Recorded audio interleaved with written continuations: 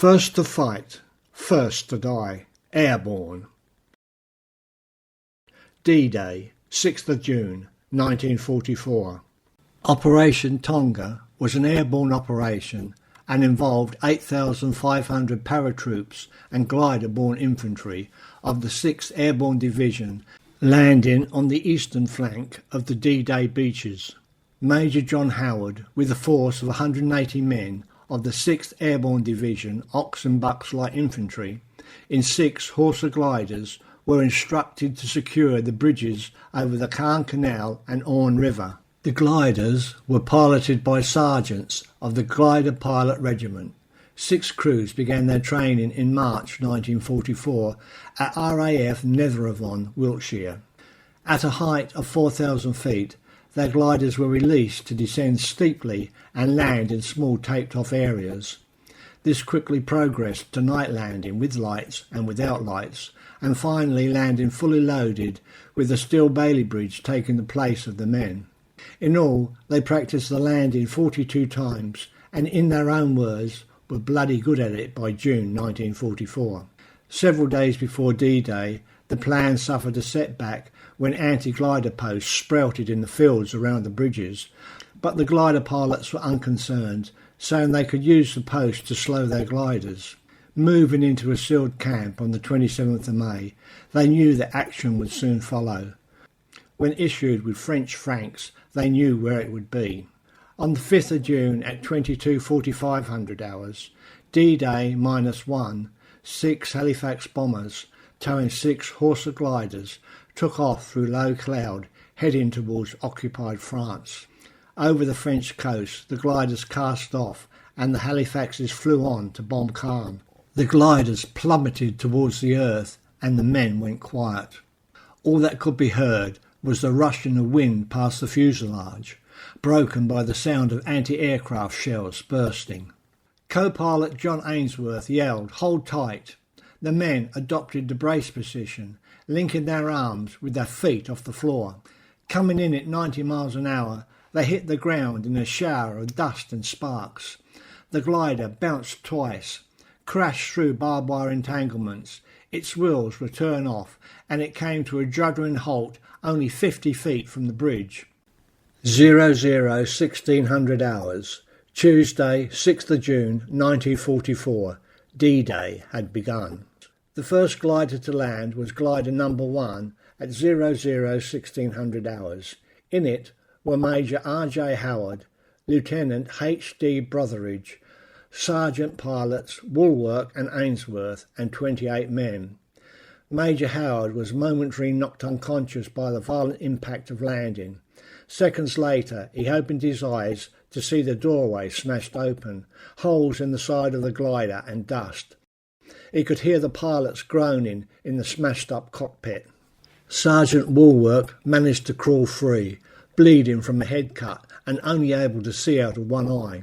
Co-pilot Johnny Ainsworth had to be dragged out with a broken ankle and badly sprained knees. Grabbing his Sting gun, Major Howard scrambled headfirst out of the broken door to find a bridge barely 50 feet away.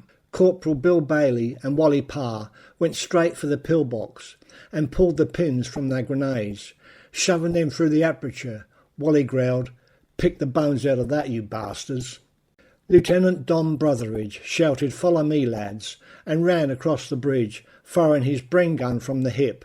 The enemy scattered. Machine gun fire hit Lieutenant Brotheridge in the throat. He died shortly after, becoming the first person killed in action on D-Day.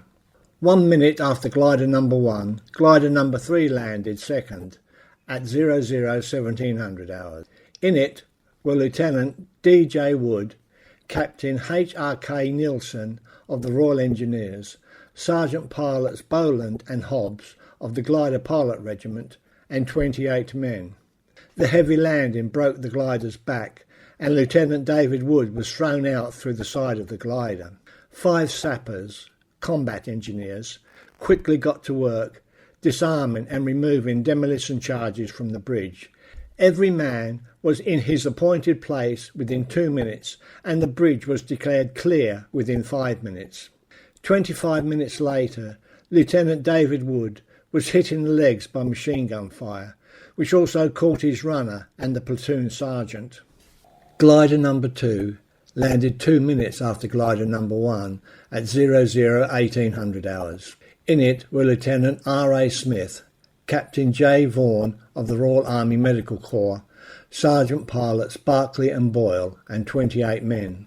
The Bren gunner, Lance Corporal Fred Greenlee, was knocked unconscious and thrown out of the glider. He drowned in a pond. At 18 minutes past midnight, he became the first casualty of D-Day. Meanwhile, only one of the 3 gliders had landed close to the Orne River Bridge. The second had landed 700 metres away, and due to tug navigation errors, the third landed miles away beside a bridge over the River Dives. The opposition was light on the Orne River Bridge, and it was quickly captured. On receiving the news that the second bridge had been taken, Major Howard told his radio operator to send a success signal, ham and jam.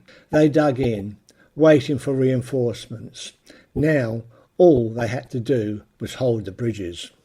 The first counterattack was by armoured vehicles of Panzer Jager Battalion 716, approaching from the west.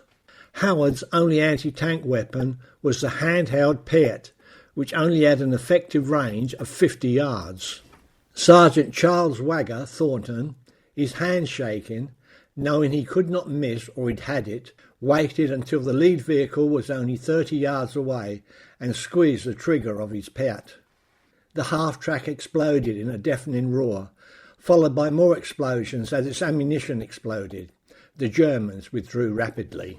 The 5th Parachute Brigade, harassed by anti-aircraft fire and with strong westerly winds carrying them away from the drop zone, were scattered across the countryside, many landing in water. Only 300 men could be mustered to support the men at the bridge, but during the night further small groups made their way to the bridge. They fought off counterattacks for the next 12 hours. Amongst the defenders was the future movie star Lieutenant Richard Todd, who would play Major John Howard in the movie The Longest Day. At 8:45 hours, Brigadier Lovett's 1st Special Service Brigade, No. 4 Commando, landed at Sword Beach and quickly moved inland. At 1200 hours, the sound of Bill Millen's bagpipes of No. 4 Commando could be heard in St Albin. Arriving at 1330 hours, the men at the bridge cheered wildly on seeing the commandos. They crossed the bridge with bagpipes playing and bullets ricocheting off the ironwork. They were greeted by Major Howard. "We are very pleased to see you, old boy." Brigadier Lovett replied, looking at his watch, "Sorry, we are 2.5 minutes late." They were, in fact, just over an hour late. When German prisoners were asked, "Why didn't you shoot the piper?" they replied, "We thought he was mad and we don't shoot crazy people." In recognition of their incredible feat of flying, 8 of the glider pilots were awarded the Distinguished Flying Medal. PEGASUS Bridge, lest we forget.